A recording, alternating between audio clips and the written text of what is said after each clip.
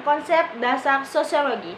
Konsep dasar sosiologi adalah ilmu yang mempelajari hidup bersama dalam masyarakat, menyelidiki ikatan tentang manusia yang menguasai kehidupan tersebut. Pendidikan pengetahuan sosial mengenali norma-norma dan peranata-peranata yang berlaku dan perlu kita patuhi. Hal tersebut di masyarakat merupakan salah satu bagian yang harus dipahami dan diterapkan oleh setiap individu dalam proses sosialisasinya. Warga masyarakat yang baik adalah warga yang mampu menjunjung tinggi dan mentaati norma-norma peranata-peranata sosial yang berlaku dalam masyarakat. Baiklah, saya akan menjelaskan konsep individu. Kalau dalam kehidupan sehari-hari, individu menunjuk pada pribadi orang, sedangkan dalam sosiologi, individu menunjuk pada subjek yang melakukan sesuatu, yang mempunyai pikiran, yang mempunyai kehendak, yang mempunyai kebebasan, yang memberi arti meaning pada sesuatu, yang mampu menilai tindakan dan hasil tindakannya sendiri.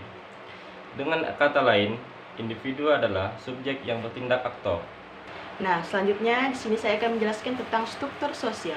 Struktur sosial merupakan keseluruhan dari unsur pokok dunia sosial. Konsep ini meliputi kaidah-kaidah atau norma sosial, lembaga sosial, dan lapisan sosial. Selanjutnya, organisasi sosial. Organisasi sosial adalah hubungan kerjasama antar individu yang mengorientasikan pola perilaku anggota untuk mencapai tujuan bersama. Sistem sosial. Konsep ini merupakan proses terstruktur yang menunjukkan hubungan sosial individu dan kelompok dalam sistem lingkungan yang lebih luas. Selanjutnya, proses sosial. Konsep ketiga adalah proses sosial. Konsep ini diartikan sebagai pengaruh timbal balik dalam masyarakat. Lembaga sosial. Konsep lembaga sosial atau peranata sosial merupakan hubungan antar nilai dan norma untuk mewujudkan kehendak sosial. Selanjutnya, pengertian masyarakat. Apa itu pengertian masyarakat? Masyarakat adalah golongan besar atau kecil terdiri dari beberapa manusia yang dengan atau karena sendirinya bertalian secara golongan dan mempengaruhi satu sama lain. Kelompok sosial. Untuk dikatakan sebagai kelompok sosial, terdapat persyaratan-persyaratan tertentu, yaitu sebagai berikut. A. Adanya kesadaran dari anggota kelompok tersebut. B. Adanya hubungan timbal balik antara anggota satu dengan yang lainnya. C. Adanya suatu faktor yang dimiliki bersama oleh anggota kelompok. Dan D. Berstruktur, berkaidah, dan mempunyai pola perilaku. Pengertian perubahan sosial. Apa itu pengertian perubahan sosial? Perubahan sosial merupakan salah satu kajian sosiologi yang paling dinamis. Hal ini dikarenakan perubahan selalu terjadi dan tidak bisa dihindari. Perubahan sosial berbeda dengan perubahan lainnya.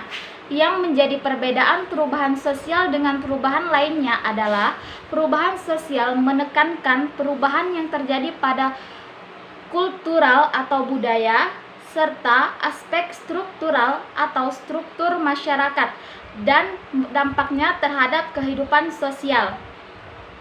Teori perubahan sosial. Teori perubahan sosial ada 4. 1. Teori evolusi. 2. Teori konflik. 3. Teori siklus. Dan yang keempat, teori linier.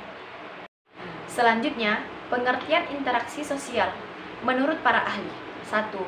Gilin. Interaksi sosial adalah sosial yang dinamis antara individu lain dengan kelompok atau hubungan antar kelompok. 2. Makionis. Interaksi sosial adalah hubungan aksi dan reaksi seseorang dalam hubungannya dengan individu atau kelompok. 3. Brom dan Selznick. Interaksi sosial merupakan proses yang dilandasi oleh kesadaran adanya orang lain dan seseorang tersebut merespon terhadap tindakan orang lain. Interaksi sosial adalah hubungan-hubungan antara orang per orang, antara kelompok manusia maupun antara per orang dan kelompok manusia. Bentuk interaksi sosial asosiatif. 1. Kerjasama. 2. Akomodasi. 3. Akulturasi. Dan 4. Asimilasi. Bentuk interaksi sosial disosiatif. 1. Kompetisi. 2. Kontravensi. Dan 3. Konflik sosial. Selanjutnya, syarat interaksi sosial. 1. Kontak sosial. Kontak sosial adalah sebuah cara yang dilakukan seseorang dalam proses interaksi sosial. Kontak artinya sama-sama menyentuh, tetapi dalam interaksi sosial, kontak tidak selalu terjadi interaksi atau hubungan fisik karena orang biasa berbicara melalui telepon, ponsel maupun surat. 2. Komunikasi. Komunikasi menjadi satu di antara syarat interaksi sosial karena dengan adanya komunikasi, pesan yang ingin kita sampaikan jadi tersampaikan. Secara harfiah, komunikasi adalah kegiatan saling menafsirkan perilaku gerakan fisik, pembicaraan atau sikap, dan perasaan-perasaan yang tersampaikan. Berikut ini beberapa ciri-ciri interaksi sosial. 1. Jumlah pelaku lebih dari satu orang. Hal ini karena interaksi membutuhkan aksi dan reaksi. 2. Adanya komunikasi menggunakan simbol-simbol tertentu. 3. Dalam interaksi sosial juga ada dimensi waktu, yaitu masa lalu, masa kini, dan masa depan. 4. Adanya tujuan yang ingin dicapai. Tujuan tersebut dapat menentukan apakah interaksi akan mengarah kepada kerjasama atau mengarah kepada pertentangan. Perekonomian Indonesia. Perekonomian merupakan suatu bentuk sistem yang berfungsi untuk mengatur serta menjalin kerjasama dalam bidang ekonomi, dilakukan melalui hubungan manusia atau kelembagaan. C. Aspek-aspek pendukung perekonomian Indonesia. 1. Faktor geografi. 2. Faktor demografi. 3. Faktor sosial, budaya, dan politik. Pranata sosial adalah suatu sistem tata kelakuan dalam hubungan yang berpusat kepada aktivitas-aktivitas untuk memenuhi berbagai kebutuhan khusus dalam masyarakat. Adapun ciri-ciri atau karakteristik pranata sosial adalah meliputi hal-hal berikut ini: memiliki lambang-lambang atau simbol, memiliki tata tertib dan tradisi, memiliki satu atau beberapa tujuan, memiliki nilai, memiliki usia lebih lama atau tingkat kekekalan tertentu, memiliki alat kelengkapan.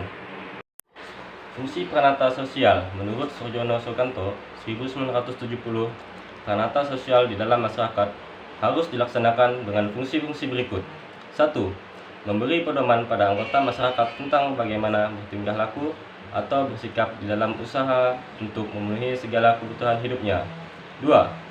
Menjaga keutuhan masyarakat dari ancaman perpecahan atau disintegrasi masyarakat. 3.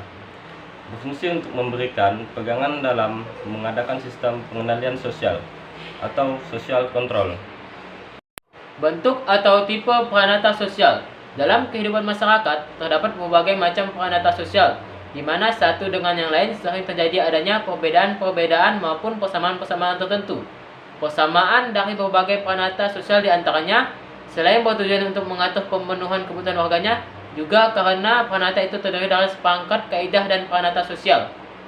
Sedangkan perbedaannya seperti yang dikemukakan oleh J.L. Gilin dan J.P. Gilin tahun 1954, bahwa pranata sosial itu diantaranya dapat diklasifikasikan menurut dari sudut perkembangan. Dikenal dua macam pranata sosial, yaitu creative institution dan enacted institution. Dari sudut sistem nilai yang diterima oleh masyarakat, dikenal dengan dua macam pranata sosial, yaitu basic institution dan subsidiary institution.